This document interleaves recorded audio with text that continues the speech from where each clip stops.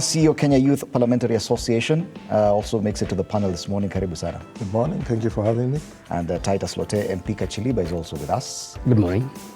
Quite a lot to talk about. Local politics, and we'll get to that, and also the U.S., the state visit by the President, William Ruto, to the U.S. Yesterday, he finally landed in Washington, D.C. He had a meeting with some congressional leaders. He had a trip to the Arlington Cemetery, a visit to the tomb of the unknown soldier.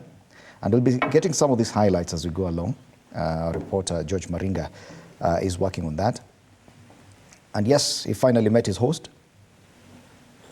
He finally met his host, Joe Bidden, at the White House. Interestingly, and this is one of the talking points, and if you look at the photos that are with us, especially the one on the front page of the Standard, is the fact that it is the U.S. First Lady Jill Biden who welcomed President William Ruto to Washington, the Joint Base Andrews in Washington, D.C. yesterday. We do have that story. Let's start with it. Of all the foreign trips that President William Ruto has made, and of all the countries he has set foot in, even he will admit that the state visit to the United States of America is quite different. More so coming from a country which last rolled out the red carpet for an African head of state nearly 2 decades ago.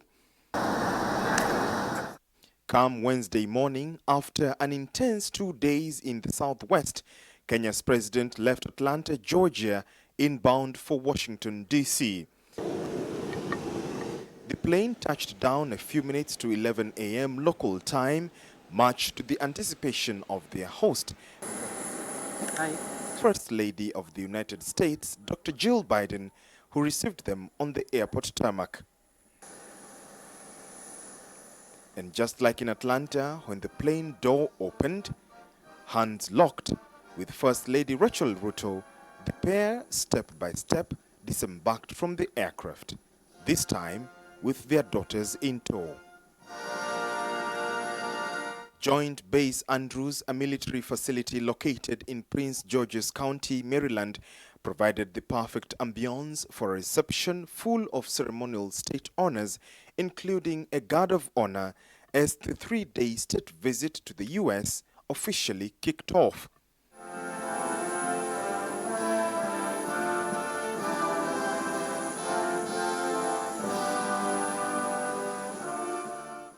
All 3 stanzas of the Kenya national anthem were played, followed by the U.S. anthem.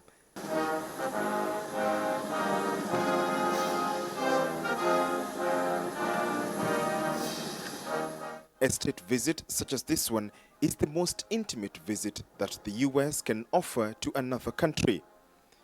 Ruto is also the first African head of state to be accorded a state visit from the Biden administration, and his visit to the U.S. comes at a time when Kenya and the U.S. mark 60 years of diplomatic relations.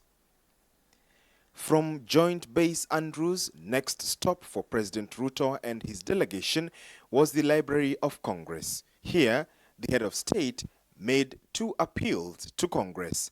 First, to renew the Africa Growth and Opportunities Act, AGOA, as well as to replenish the U.S. President's Emergency Plan for AIDS Relief, PEPFAR. I am very proud that 60 years on, we have built this relationship, and today we celebrate what we can do together in the face of the challenges that face us as humanity. Challenges of the wars everywhere, we all know, in Ukraine, in Middle East, in the Horn of Africa, even the one in your neighborhood in Haiti. We have serious security challenges. But all this requires collaboration, partnership, and global leadership. We also have an opportunity during my visit to discuss on the real possibilities and opportunities for trade, for investment, for conservation, and many others that are mutually beneficial to humanity, to the United States, and to Kenya.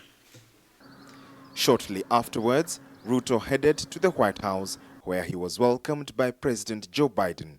The two participated in an economic roundtable with CEOs from both countries in the East Room. We have an historic moment to explore investment opportunities between Kenya and the United States.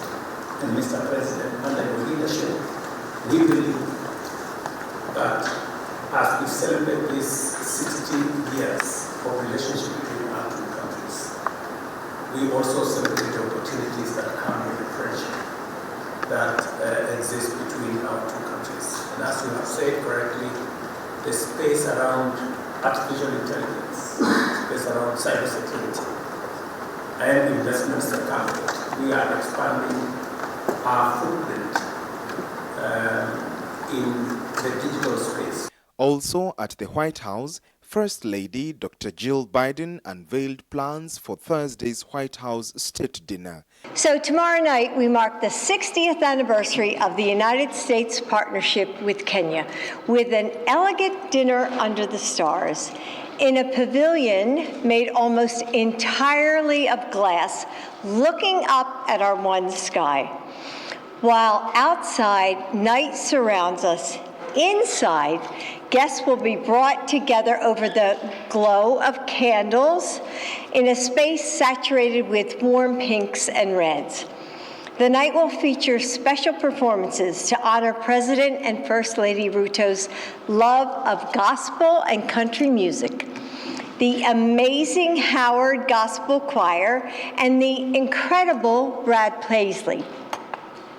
As guests leave their path illuminated by our one moon, I hope they will be filled with the same warmth that I felt on my visits to Kenya, that of a friendship that will endure. The state dinner in honor of President Ruto and First Lady Rachel Ruto will feature cuisines from both Kenya and the US, prepared by decorated chefs of the White House. Thank you. Washington is rolling out the full red carpet for the next 72 hours for President William Ruto and First Lady Rachel Ruto. George Maringa for TV 47 at Joint Base Andrews in Washington. Yes, George Maringa doing a great job in the US, bringing to us all the latest from that trip.